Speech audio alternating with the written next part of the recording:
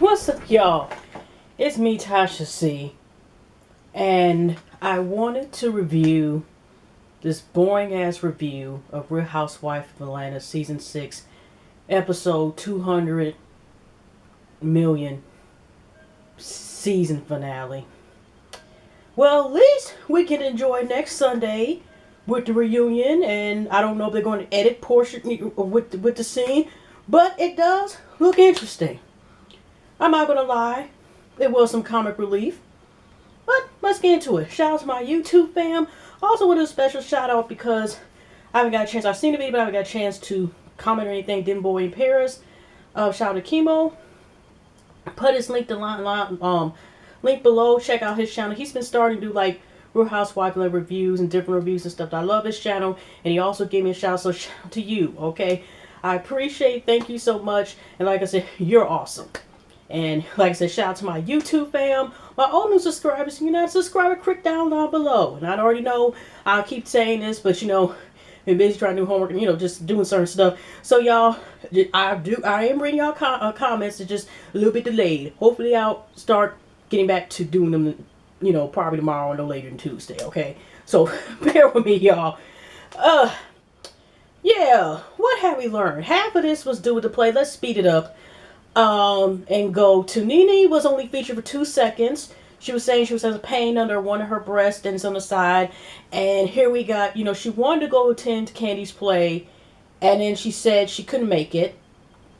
So, she had to, of course, go. It turns out I think they said something was wrong with her lung. But it's a good thing we do know that she's okay because she's on Dancing with the Stars and that to put at the bottom. But, Greg at first, when he first said, I know what's wrong with you. I first thought he was going to go to the liquor. But he ends up getting an Alka-Seltzer and thinking it's trapped gas. So, but, that's her only scene. So next. Also, what else? I had so much comic relief with Cynthia trying to say Mallory, who she gave her suggestions about to sexy Peter up or whatever, or get the romantic mood in. Okay, we'll leave that somewhere else. But anyways, so we have it where she's supposed to be seducing Peter. They're over this foreclosure thing, even though they say this bar one still in limbo at the end, and he's looking for vessels. But Cynthia this time supposedly is not supposed to be dealing. She is cutting it out. Okay, she's sitting here, beautiful gown on, beautiful. It doesn't take much. Cynthia is a natural beautiful. Like I said, she's. And here, oh my gosh, it was comical relief. I know I'm probably the only one. I was just like Peter. I was sitting there laughing because it seemed like she was trying to force herself. First of all, she's trying to be sexy with a black and mild. And then here's Mary trying to give her tips. They're trying, play on pretending when Peter comes to the room, for him to be surprised and stuff, right? And then she's sitting here basically, the fact that she had, it was like you could have sworn she had a bubblegum cigar and shit. And sitting up here talking about some.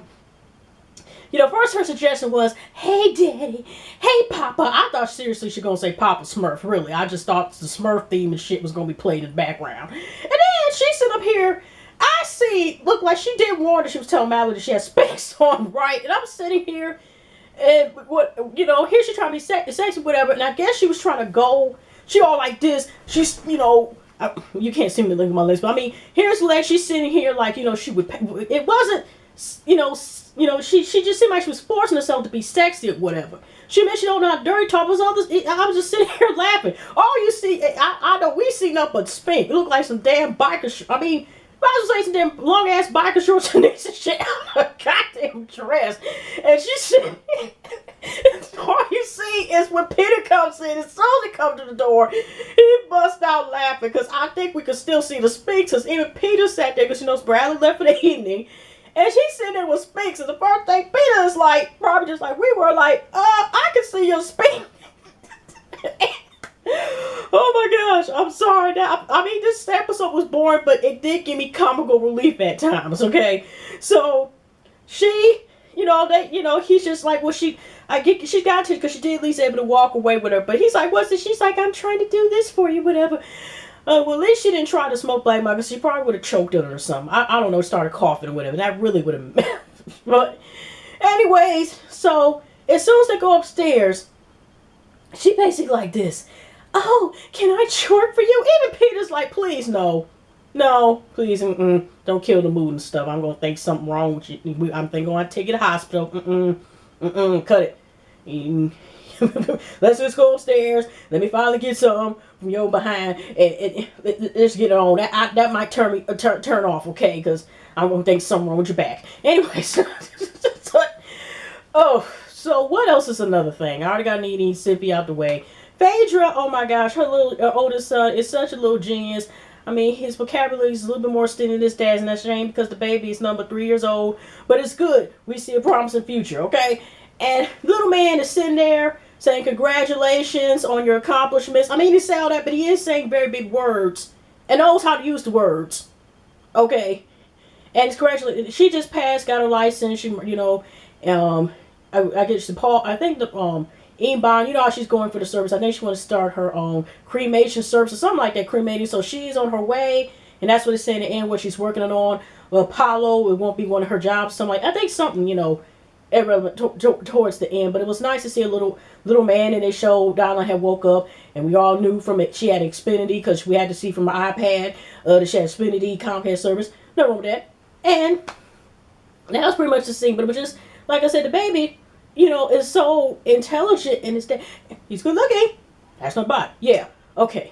But the identity thing, which they will be talking about at the reunion. Sorry, y'all. I'm trying to work with this horrid. I first thought it was going to be an hour and 30 minutes, but thank God it's not. Apparently, it's supposed to be one-on-one that Andy's having with Nene. And no offense, I just didn't feel like watching. It was just, yeah. So, anyways, as I said something about Nene, I understand it was good with her that she got better, but they didn't talk about it anymore. Maybe they'll talk about it later on. Maybe the one-on-one special that I guess they gotta get us to watch. I didn't see nothing else about her clothing line. I didn't see, and I know they said she was dancing on stars, but it's like, I know she's arrived and the stars arrived. It just didn't seem like they talked about adventures. But let's fast forward to the portion her mom. Now the way they made it seem, y'all, in this thing, they made it seem like Portia didn't get anything from Cordell because she didn't want anything. Because she has a mom and her sister come over there, and they're sitting there talking, and she decides to sit here and tell us, like, she, when she went to the sign the papers to finalize the divorce, he, of course, didn't have to be there, but at the same time, she said, I don't want nothing from this dude. He tried to break me, blah, blah, blah. If I want to start afresh, I don't want nothing from him. Not for what we see in the blogs, okay? You got nothing but your name, Maiden. That's all we seen, okay? But she's saying flat out that that actually, she did not get anything because she didn't want it, okay? Question mark, we don't know, okay? All we know is whether it's Cordell because she didn't get nothing, and he said he didn't have nothing in her name, but she said, I didn't get nothing. All they said is she didn't get no alimony, and they did make a little stab with some knives, and some nails, sharp-ass nails. You notice at the end when they said what Portia's doing now, she didn't get no alimony, nothing like that. She's supposedly married African tycoon, not confused with Kenya's. Okay, so, and then she still had her, wedding ring on, and they said get rid of that, and she, you need to put that away, put the glitter down, yeah, and she put in that damn water or liquor, whatever the case was. My ass would have been like, as soon as they turn around, not to say go wear the stuff, but that thing's worth something, you know what I mean? I would have been sitting there using jewelry clean on that shit so quick. Anyways, I'm just saying that, like I said, y'all, I'm trying so hard this episode. Besides a couple laughs you get from this thing, y'all. Why? They could have just ended and chopped this out and started with the reunion. They should have ended like, a month and a half ago at least, okay? And added some of the fillers. But we gotta work what we got, y'all. So, here's Kenya. Now, we already know, and I watched Shout Justin J 132 whatever, because I watched it, it's kind of like his, top of the, kind of similar like Forward Spot, top of the blogs, and the Ghetto View, my YouTube fam, the Ghetto View, and other people that also, I think Carolyn Joan also does Killer Chat, so out to her as well. What I'm saying is, as far as we recently learned, there's a possibility, And hopefully it's not true that she might have falsified Velvet's death, to get a storyline.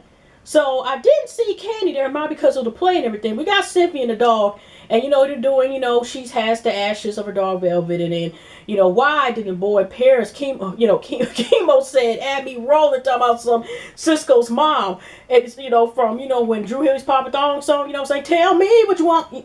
You remember that.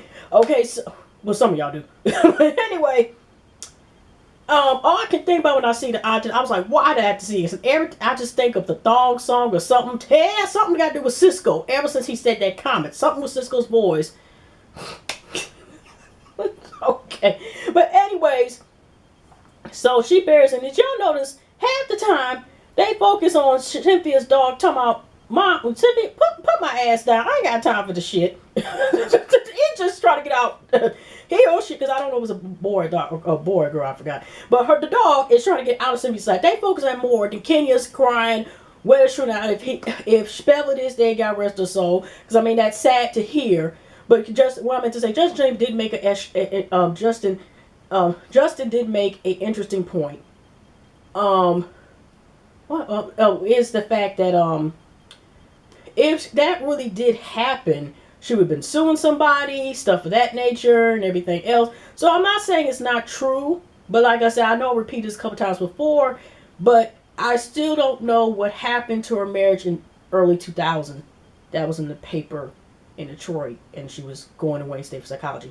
I had to bring it up. It's like it just went on edge. Not to say she's that thirsty that she wish death upon somebody, like pretend. But unfortunately, there are people who do that. So I'm not trying to sit here. It's just up in the air. If the dog, God rest Velvet's soul, if she is passed away. But it's probably somebody sitting there when she was crying, stuff like that, with her problems, but somebody have to look at the TV like, look at this baby. But it's just sad either way. And it is an interesting point for her, but like I said, we don't know. But they were saying they showed a picture of Brandon with the same dog that could be possibly Velvet, but I don't know. But that was the scene we can only go by. So, hey, but, God rest Velvet's soul, and yeah, it was only Cynthia, Kenya's auntie, and one of Kenya's friends. I don't think we even seen this friend throughout this season. So, okay. Yeah, because like I said, Phaedra graduated, and Paolo said hopefully she won't be uptight, but she just remixed something like that and said, he doesn't understand like most men, he should just have one vagina for one day or something. Yeah, I forgot to mention that. Now, let's go down to the last situation. Now, majority of the play, which makes me think like, are they going to run this? They might as well run it, I'll get some coins off this and run it like a special. We can see it. Well, I know she's trying to get her coins and everything, but there's, I was still thinking like, are they going to show the whole play on the show? Because majority it was, but it was really like behind the scenes. And Candy admits herself. Now we see Todd and her talking, and she's rehearsing the scenes, and she's really hopefully this come together. Her and Todd is the first thing they did together. They're talking about, because Cynthia and Peter have a prenup. Not just Phaedra and Paolo, right? Now she is sitting there saying, like, talking to him about the prenup, and he's sitting here like, they just do that. He was like, okay, just very fair. It really was no big deal. They were talking about it, but of course we all know how the previews run. Okay, I'm just saying. And so they're getting ready, and Candy does admit that a lot of stuff she's basically scared to say to her mom. She got to say through song, okay? Because as soon as we came out, Candy's, Tyler Perry came out. We had Stevie J, Nikki Gilbert, who gives a fuck? That should be her last name, because, Anyway, if y'all never seen R&B's Divas, if y'all look at her, you know why I'm saying that. But, so, we got to play, the stage director talks to Portia, some irrelevant thing, but she getting ready to perform. And let's speed through, because not to say the play wasn't interesting, but isn't Candy the little girl Riley growing up? Ooh, I'm just saying, she was in ponytails just a minute ago, wasn't she, with bangs? Then she's gonna be driving the car. Anyway, so we get ready for behind the scenes, and Candy's friend, the one that's been questioned that the early bird gang tried to attack her and shit like that. She sits there. And, she lets her know her mom is not, because the only person that wasn't there yet, because first they had a problem getting some tickets, then they got some tickets, whatever. Then, to get behind the scenes, let's fast forward. Of course, they have, first they had like Portia, wasn't it right, proper right spot to get ready for pair. But did y'all see this scene where they were just, now, Candy was saying like it was because of Ty, why this place where they would come together. And like for on and off, unless it was bad editing and stuff, they made it seem like, I swear, if I heard Todd say, how does it work at least 10 times everywhere he went. How does it work? How does it work? How does it work? And if y'all watch TV Muzumi with any children around, they sometimes say that about learning about new toys, something, whatever the case is. How does it work? How does it work? That's all I thought about was the same song, that line they say, Teen Umizumi, when they be saying, how does it work? How does it work? What, I forgot what it is, but yeah. But, so, they just have them doing like at least 10 times, whatever, right? So, like I said, y'all, this is dragging. I'm sorry. Maybe I should finish it up. So, of course, Shorty Murdoch's character, they had a bonus scene where Eddie Levert, Mama Jones meets Eddie Levert, and he's saying, are you really like that in real life? Because it's supposed to be loosely based, and we won't know unless you purchase it and see it or whatever. And so, they had a part with Shirley Murdoch, you can see snippets. It was confirmed like how she had a problem with Candy's character, man, in the play. Oh, I'm sorry, Lena's. And they even put subtitles who the character was loosely based on. Portia's character was basically playing herself just with a different name. Okay? But Kenya's auntie was the one who said, Portia's doing very well and stuff like that, okay? She wasn't bad. And so, so you have commentary about it. But they did say, before the play started, I forgot to mention, Phaedra's talking to Cynthia and Peter, and they're worried about Candy's mom being here, because Phaedra missed to Cynthia and Peter about how she threatened to choke her, and that's what Mama Joyce had said about, I could just choke her right now, okay? And said they run it back to that comment. And this also shows just how miserable Mama Joyce is. Mama Joyce has a man, and we see the man with the audience with her, they say the boyfriend, whatever. And the whole time there's not even one smile crack, even though she claimed to Candy afterwards that she enjoyed the play, whatever. Because then everybody was clapping like testimony, who I think was Aunt Nora, the character was talking about, to Shirley Murdoch, oh no, so it's playing Mama Joyce, okay, you might as well say. Let love live. If it's not meant to be in on its own, love is this, you can't interfere. And everybody's just like, yes! Yes! Yeah, tell that heifer. Tell that wicked witch. I mean, that's pretty much everybody was just in here. It's tears, crying. Everybody just nodding their head. Then they're going to Candy's dad. Yeah, but fast forward, they seem to have a good reception. But also this too, after she talked to her mom, because her mom was just like, we'll just agree to disagree, but it's your choice. Because, Todd's mom did come in there, but you notice how Todd's mom was just like this, look at here, bitch. I wish you would try some shit around me in here, okay? I mean, I don't know why, because she just said, hi, how you doing? Because Candy said this. Todd talks to his mom twice a day, probably more than that, but every day. So basically, she knows what's going on.